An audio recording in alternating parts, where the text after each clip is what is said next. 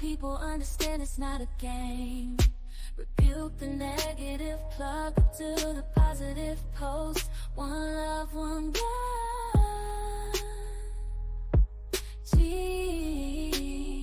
Something brings the hope, empowering communities, helping them cope. Generational turnaround, our mission is not clear. Revitalizing diligence, bringing neighbors near. Together we'll build a village, supporting one another and then a helping hand. Addressing young people, their needs and their plans. Creating a community where we all can take a stand.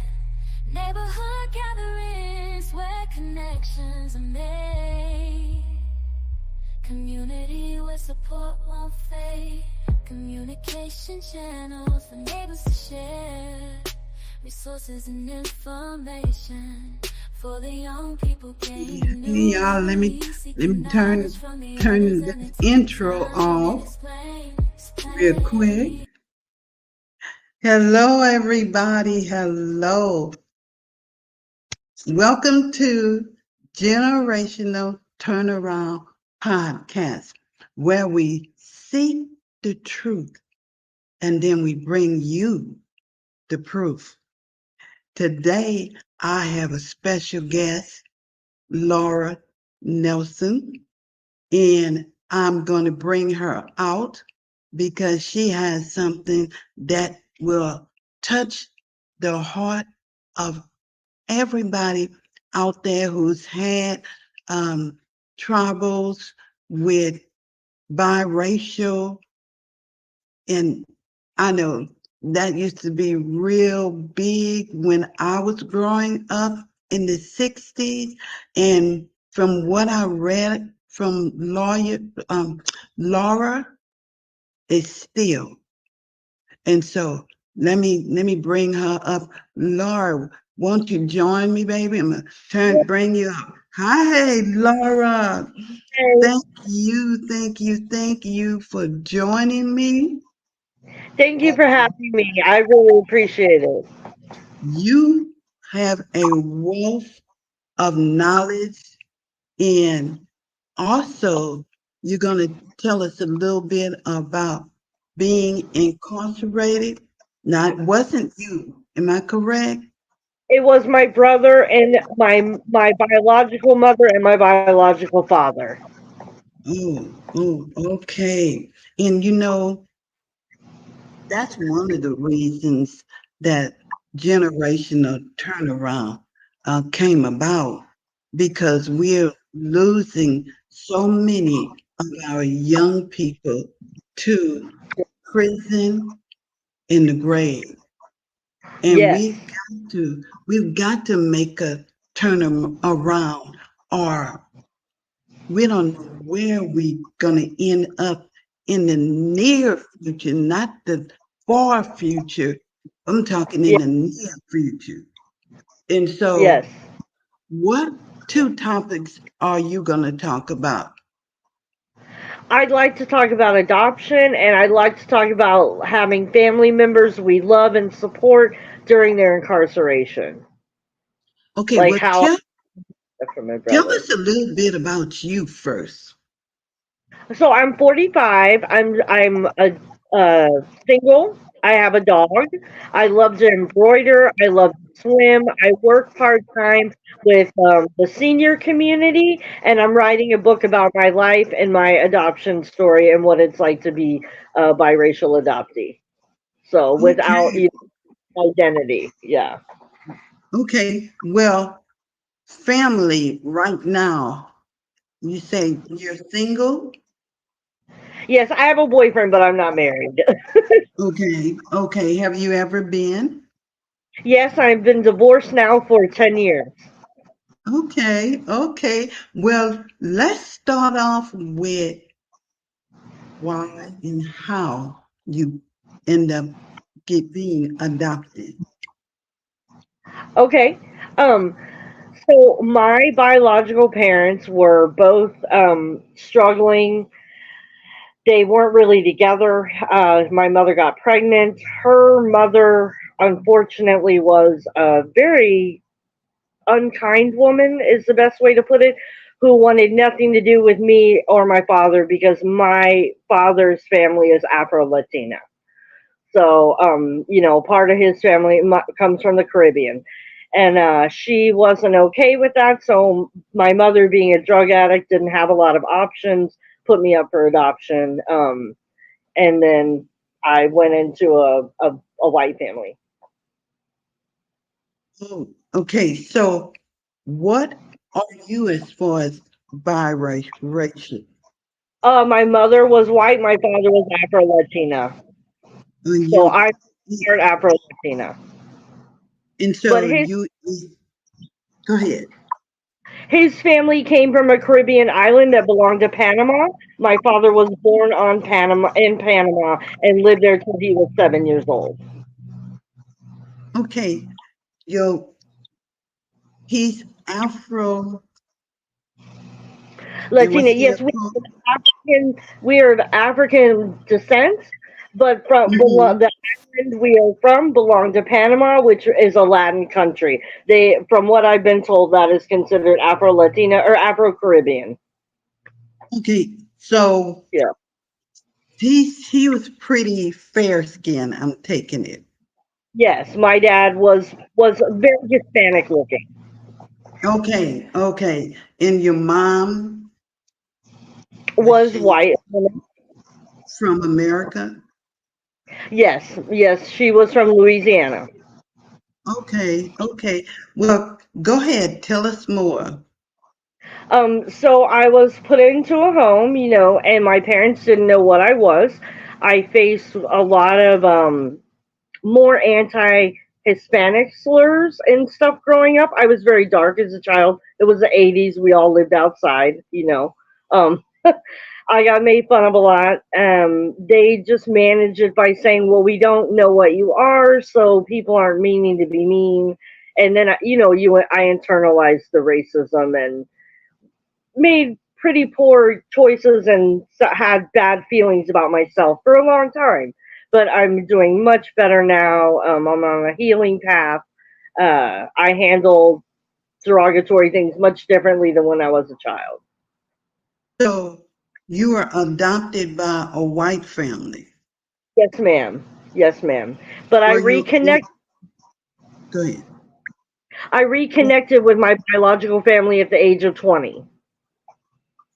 So you lived with one I family until you were 20.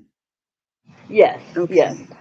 And Yeah. so what made you want to reconnect with your family? To know who I am and to learn about my past and my history and where just where my personality comes from. When you're adopted, you really grow up with a lot of questions like, who am Mm-hmm. I? Do I look like? Who do I sound like? And Right. so answers, you have to reconnect with your family. And that's my biological mother. Her family made a choice not to reconnect with me because I'm not a completely white person. But my father, my biological father, his family loves me, and I have a very close relationship now with them for over 20 years. The minute I met my grandmother, my Caribbean grandmother, she just embraced me. And she was like, I have waited my whole life to meet you. Well, what So kind of relationship did you have with the adopted family? we do okay. We have our ups and downs.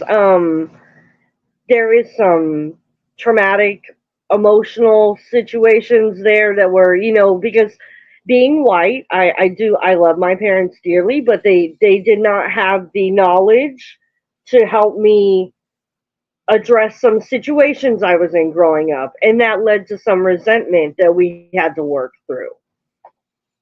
Okay, so at 20 is when you got with your family. Yes, ma'am. How has your experience as a biracial individual raised in a white adopted home shaped your understanding of your your place, your generation, where you Oh, are right now? that's a great question. It's interesting because being in the home I grew up in, like growing up in that home and then realizing my reality, I felt I walked in two different worlds at once. If that, and I think Mm, you hear that with biracial people. We sort yeah. of not fit in here, but don't fit in there, so there's really nowhere for us to go. Um, that is really how I felt for a long time, that I just didn't belong anywhere. But I do know God has a place for me. I am created for a reason in His image, that I have been given a certain path in life with certain difficulties to navigate, I think, as an opportunity to tell the world that love can conquer all. It isn't easy, and that sounds cliche, but if like my adopted family and I, we've had it rough because like I said, they couldn't help me through my childhood in a lot of ways, and that was hard. And then my biological family and I had it rough because of the incarceration, but we've loved each other through it all, and we've stood by each other, and we continue to do that. Well, So see, I don't. I've never been on a podcast. I may have veered off. that's okay. You're doing great. Thank When you you. when you ran into obstacles growing up, Yes, how ma'am. did Sorry. So, who helped you through those obstacles? if it was, I'm going to be honest with you. If it was an obstacle that had to do with being biracial, no one. I braved that alone. I swam that sea, paddle dog, just dog paddling. Barely surviving it. Because I would go into my home and they wouldn't have the answers. But I did have clergy and people like that. I had teachers in my life who helped me. Did you have therapy during your younger years? I did. I have had therapy off and on throughout my life, yes. And at times it's been beneficial, at times it was not the greatest. I have an amazing therapist now, uh, who is also an adoptee. Do you recommend therapy? Yes, yes. I think therapy is a wonderful exercise. I think if it is not accessible to you, workbooks from Amazon are an amazing resource. Clergy, friends, but talk to someone about your life. It's so important that we not carry it all alone. Uh, Now, Yeah. talking about being racial, Yes, ma'am. so you didn't really have anyone that could that were going through the same things that you were going through? Oh, I did have friends. I had a lot of friends, but who were I mean, Hispanic, black, white, and some of them I did live up the street from a girl who was adopted from Vietnam, and so we had a lot of similarities. But she Hmm. was old. We weren't, I did, to a degree, I feel go it alone. Hmm. So, how do you see your journey of self-discovery and embracing your biracial Black identity contributing to where you are right now? I think that is the piece of my puzzle I needed to get on the path to healing, accepting me and loving every part of me and everything Mhm. that part of my creation. Um, Mhm. like I had someone ask me once, do you, identify as black or whatever? And I said, I get that I don't look it, but to deny it would be to deny my grandmother, who was one of the most Right. important people in my life, the most loving sources of just happiness I've had. And so I said, I will never be ashamed of what I am. I will never deny it. I will be proud of. Well, how do Yeah. you envision a future where biracial individuals are fully seen, celebrated, and supported? Just You know, I see what how do I see a future that way? One aspect that I like for our future is through the arts. I would love to see our art of self-exploration like paintings, photography, songs, podcasts. Even if you're just on TikTok, hear our voices uplifted. And I'm thankful that when I was growing up, it was hard. Kids would just call you a slur and you couldn't turn to all your friends about it. But now I'm like, you can go on social media and connect with the people who are also being called those things and Right. form own little communities. And I'm so thankful that this generation has that outlet. Yes. Because I don't, that's why I wondered because so many people are biracial now. It's Yeah. you're not gonna find one person that's all of of one thing. There's Yeah. That's really hard yeah. these days. And Yeah. people are proud that they are part of another race or Yes. another. Yeah, And I that think gives. for me, yeah, for me, my acceptance is also based on the fact that as a child, like I don't know if it's because I was just darker or what, but or if it's because I just visibly didn't look like my adopted family, but I got othered out of whiteness all the time. I was always something else. It was always, what are you? Oh, you look Mexican, you look Salvadoran, you look, anything but white. And so to Mm. have those answers and know what I truly am, of course I'm proud of that.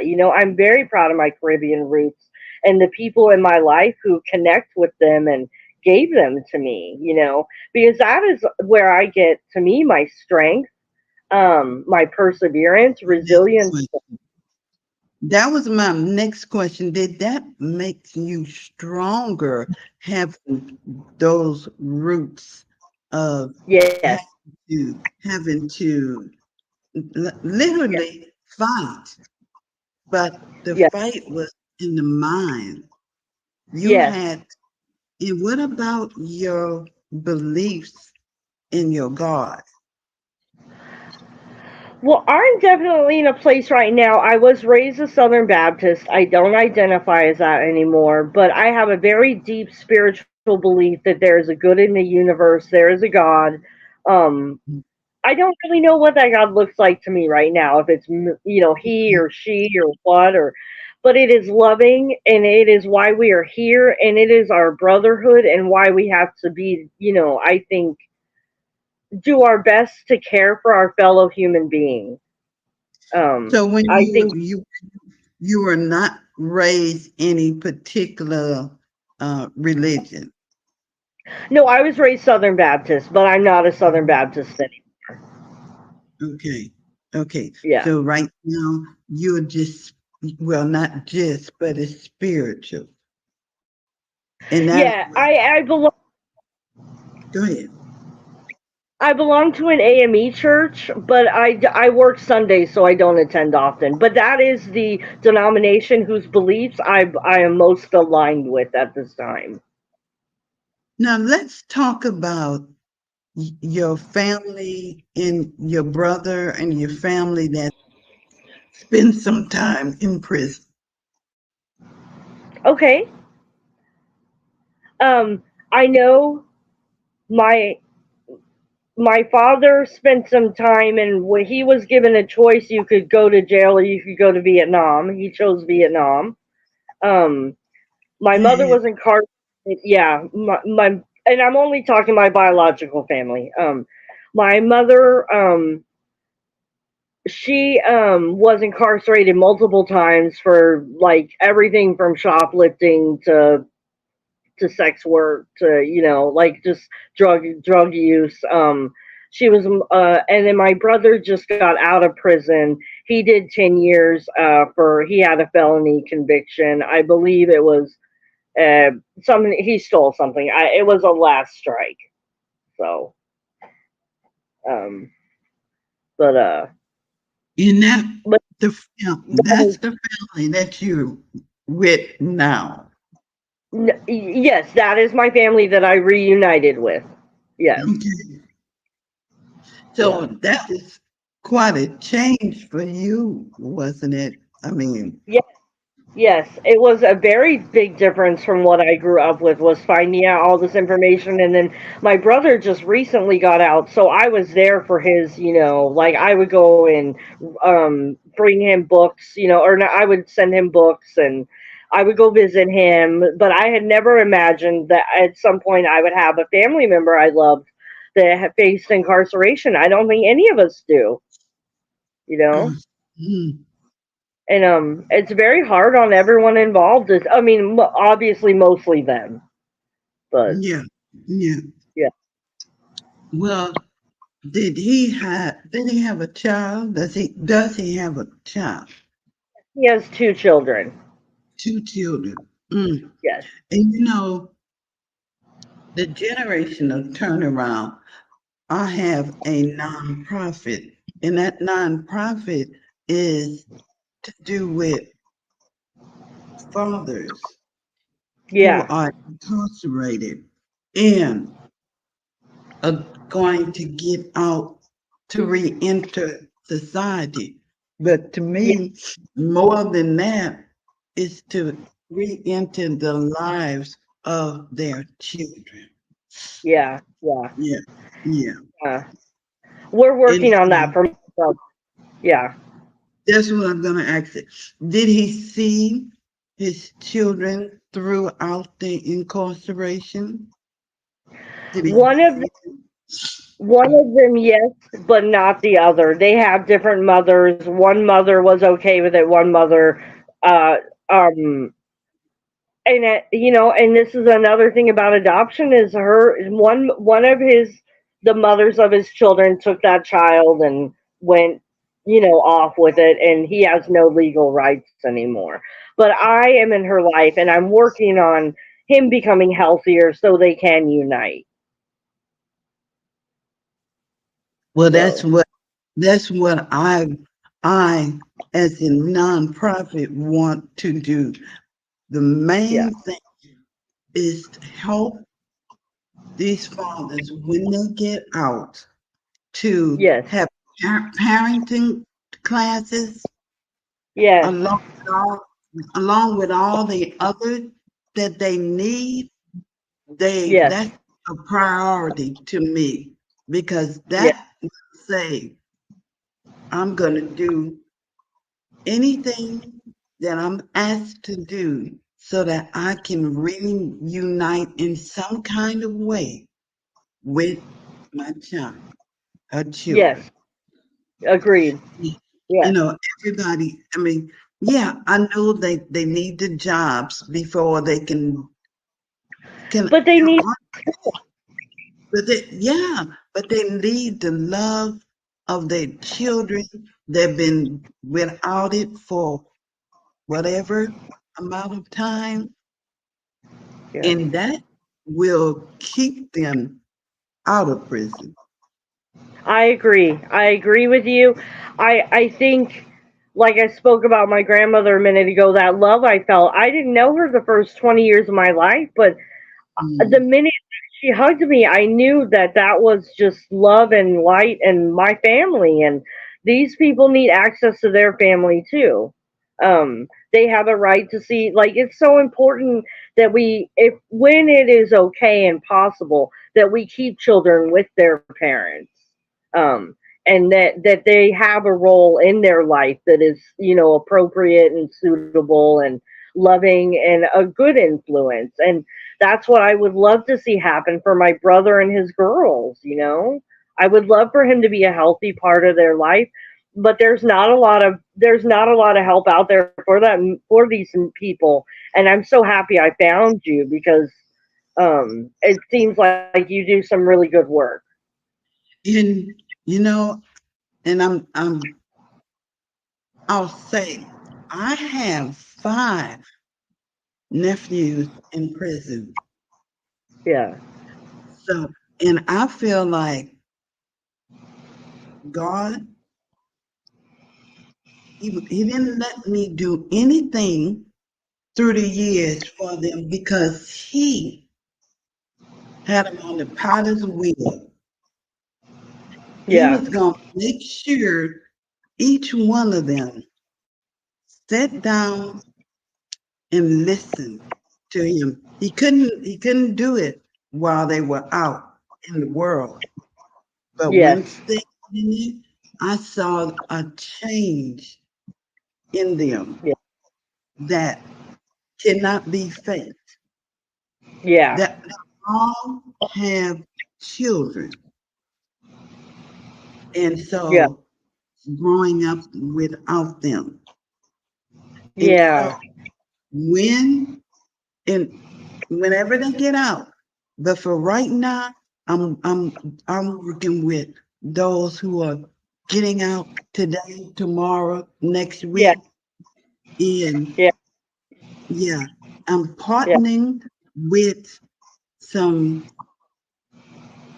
resources, transitional resources that are already in business, been in business for a while, so that we can no matter where we are, there's Yeah. somewhere transitional housing. There's that they're gonna need somewhere to Yeah. yeah. So that's where Yeah. my heart is, Laura. I love So that. I love that. Yeah.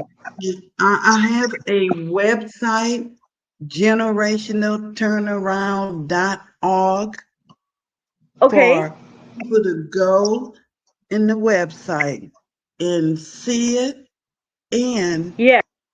register for. Look, I have a summit coming up, Oh, okay. Generation Turnaround Summit, and that is to unite parents and young people.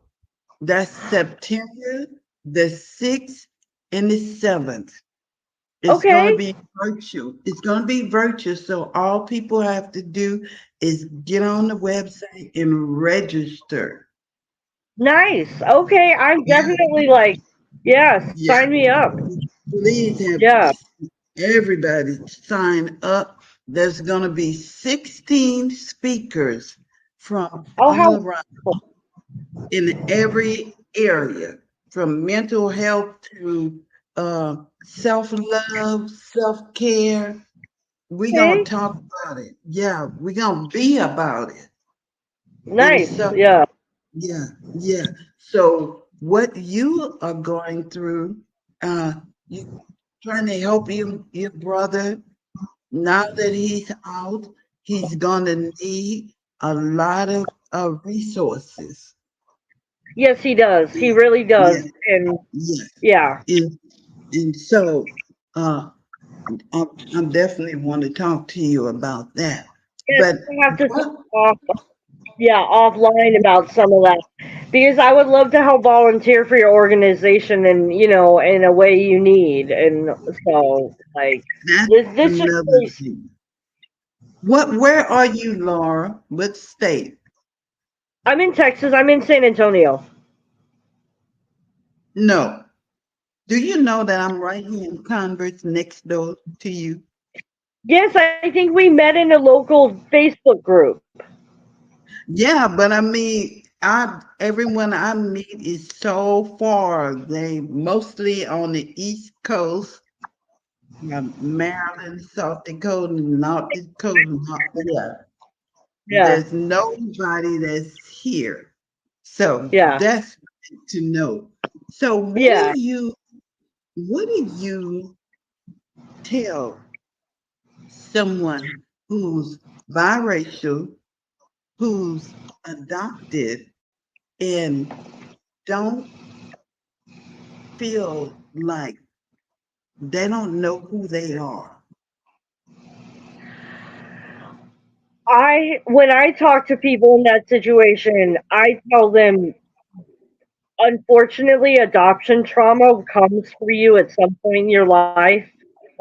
When you feel the time is right, it is my opinion that you should look for information and find out as much about yourself as you can so that you can then work on your identity issues because I've never met a biracial person that did not have some identity like um it happens more with those of us who have a white mother, or a white adoptive parent family, Mm-hmm. but we tend to have a lot of confusion.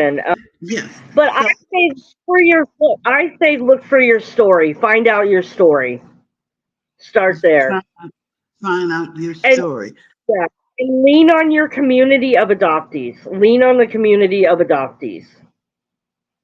Okay. Tell us what your book, what's your book about? It will be called 40 Years of Wilderness, basically a memoir on Gen X racism and growing up biracial. Oh, well, I want to know as soon as that book comes out. And you say, are you volunteering anywhere right now, doing anything like that? No, that's why I'm looking for something that would work well with Eh, my schedule and be the right, like, emotional fit for me. Like, Okay. And right yeah. now you're working part-time? Yes, ma'am. And I take care of my adopted mother part time too. Okay. Well, look, generational turnaround. Yes. It needs you. Need you. We're Yeah. helping the young people and the old people because it's not all on the young people. It's Yeah. it's the young older people who are set in their ways and don't want to see technology change things. And Yeah. that's all about the young people. Technology, whether it's content or Yeah. if I yeah, wanted that. they're really into that content and we can't say this is gonna be the downfall of the world. We have to Yeah. embrace it and embrace them. She's in San Antonio, and so uh, y'all get in touch with me because right now my organization, Generational Turnaround Corporation, is a nonprofit, and right what we're doing is helping the young fathers who are right now they are incarcerated, but they are going to get out. And we want to have resources so that they can